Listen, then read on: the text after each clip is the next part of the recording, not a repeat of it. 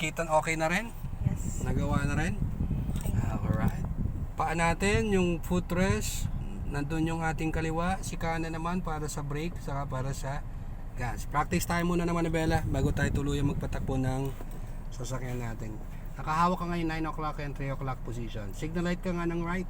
Paano nga mag-signal? Pataas. Sige, pataas. Then turn ka nga ng right. Bilang tayo. 1 hanggang mag-lock. Good. And 2 hanggang mag-lock. Alright. Lock. Lock mo nga. Balik mo nga sa straight. Ilang beses? Dalawa din. Pakibalik ng dalawa. Oh, yan ang straight. Signal light ka nga ng left. Try mo nga sa left. Okay. Hanggang mag-lock. Balik mo nga sa straight. Good. Isa pa. Right po. To the right ulit. Turn right. Sagad. And then straight. Oh, sobra na yan. So, signal light left. Sagad. Sige. Hindi pa. And then straight. Alright. Oh, hawak ulit. 9 o'clock and 3 o'clock position. Halimbawa, sabi ko tilt right. Paano mag-tilt right? Then straight.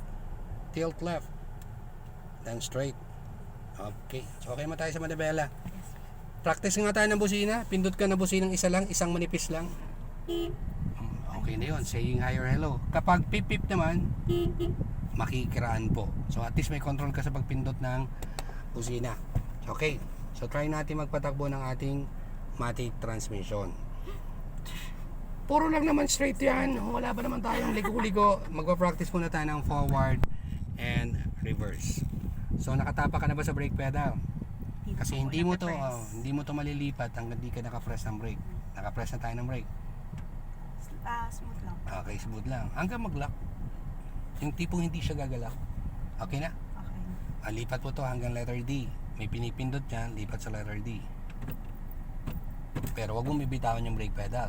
Kasi once na binitawan mo yun, drive ka na, gagalaw na po yan. I-release mo muna yung handbrake. Tila, pindot, baba. Very good. So, are you ready? Dahan-dahan mong bitawan yung brake. Dahan-dahan lang. Hanggang maramdaman mo na tuluyan na siyang gumagalaw. Bitawan ko. Diba gumalaw na? Yes. Pero wala ka pa din natapakan ng gas pedal yan. Wala. Kusa siyang gumagalaw. So practice muna tayo sa ating manibela. Mahaba-habang straight naman yan. Kung medyo malapit ka dyan sa left, tilt ka ng konting right. Kapag malapit ka sa right, tilt ka ng konting left. Pero kailangan ibalik mo din sa straight. So kailangan sa semento lang. Hindi ka pwedeng tumama sa kanan, hindi ka rin pwedeng tumama sa kaliwa. Diyan, madali mo ma-maintain yan or matansya kasi andyan ka. Ang tatrabuhin natin, Ma'am Sham, ito talaga. Ito malayo sa'yo. So yun ang lagi mong iingatan, yung nasa right side kasi mas malayo yan sa'yo. Kasi ang driver natin nasa kaliwa. Halimbawa ang driver nasa kanan naman, nandito sa side ko, ito naman natatrabuhin ko kasi mas malayo sa akin. Eh, ang driver sa Pilipinas, left hand drive. Sa ibang bansa, right hand drive. Tuloy mo lang. Diyan sa huling posting yan, gusto ko tumigil ka ng smooth lang. Kapag tumapat na yun dito sa shoulder mo. Pag nakatapat ako sa Dito yung sa bintana mo sa kanan. sa mismong post. Opo. Pero kailangan smooth braking lang. Okay, ready? 5, 4, 3, 2, 1. Very good. Diba eksakto? Oh. Pag binitaw mo yung brake pedal, ano mangyayari? Andar kasi nakadrive. Kung ayaw mo gumalaw na, lagay mo sa neutral. Other end. O yan, kapag naka-neutral ba, gagalaw pa kaya si City? Hindi na. Try mo nga tapakan yung gas pedal, tingnan natin kung hindi nagagalaw. O, diba ayaw? So tatakbo lang siya sa drive, saka yung gagamitin natin ngayon na reverse naman. So tapak ulit sa brake. Ilagay mo naman sa R. O, reverse yan, patras. Aatras na kayo, tingin ka sa kaliwa, tingin ka sa kanan. Pwede ka ring lumingon. Pwedeng wala namang masama kung lilingon ka para masigurado. May salamin ka pa rin sa gitna. Kapag medyo malapit yung side mo, yung likod mo dyan sa kaliwa, tilt ka na konting right. Kapag malapit yung ating side dito sa kanan, kontrahin mo sa left. So mahaba-habang atrasan to, Ma'am Sham. So sa tingin mo, saan ka malapit? Dito? Dito po. Dito ka pumunta sa left. Tapos babalik po rin sa straight. Kasi Parang pag hindi mo konting siya binalik sa straight ng tuluyan na siya Diretso pupunta po. ng left. Oo. O saan malapit? Yun, kukontrahin mo lang. Tapos balik mo siya straight, tinawakabalaan siya ulit. Good. Halimbawa malapit ka dito sa kanan, di turn ka, tilt ka ng left. Pag malapit ka sa left, tilt ka naman. O malapit ka na sa left. Dito ka sa right.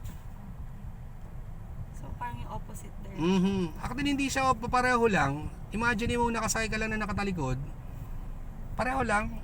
Pag gusto mong papunta, stop po dito sa part na to, mag-brake ka. Dito maluwag. Opo. Ayan, kitang-kita ang luwag, Dito. Diyan, na medyo po. maliit. Kung gusto mong ilayo dyan, saan dapat ang manibela?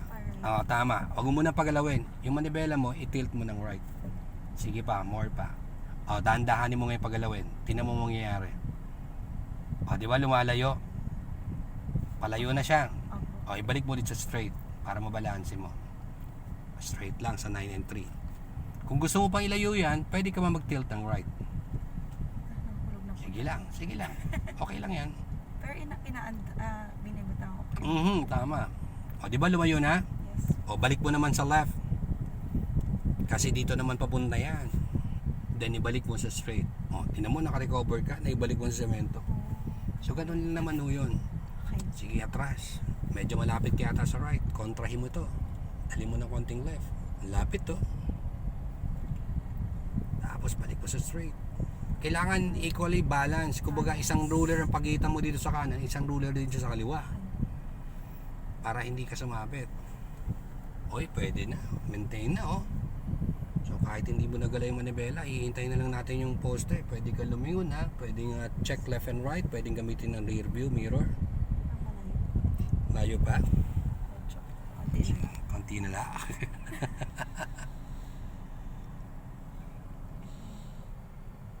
Sige lang. Hintay mo yung pangatlong poste nandito sa right side ko. Paano man mailalayo dito? Medyo malapit ka dito. Yes! Tapos pagalawin mo ng dahan-dahan. Very good. Tapos straight mo ulit. Tingnan mo lumayo na. Okay. Konti pa po. Atras pa. Ayan na yung poste. Pwede na. Okay, dahil naka-R, pag binitaw mo yung brake pedal, gagalaw ba? Hindi pa. Atos pa. Atras pa rin yan. So para safe ka, nakalagay mo na sa neutral. Letter N. Kung gusto mong itigil, na talaga hindi siya gagalaw, try mo nga mag-handbrake. Practice tayo ng handbrake. Dapat walang pindot. Baba mo ulit. Pakinggan mo yung mga 45 clicks. Baba mo muna. Release. Hila, pindot, baba. Hila muna. Pindot, baba. Crack. Yun ang tunog ng handbrake. Pag binitaw mo na yung brake pedal, gagalaw pa ba ka? Hindi na, kasi naka-neutral ka naman. Okay? So nakuha mo yung forward and reverse. Pero uulit pa po kami. Babalikan ko po ito. Yan po ay sa simula lang ng forward and reverse. Para sa aking mga estudyante nagtanong, paano ko ginagawa yung forward and reverse? Eto na po yun. Meron ako, try nyo po sa page ko, meron pa doon mga forward and reverse, pero karamihan is manual transmission. Nagkataon ng gamit naman natin is automatic transmission. Driving, keep safe always. Mabuhay po.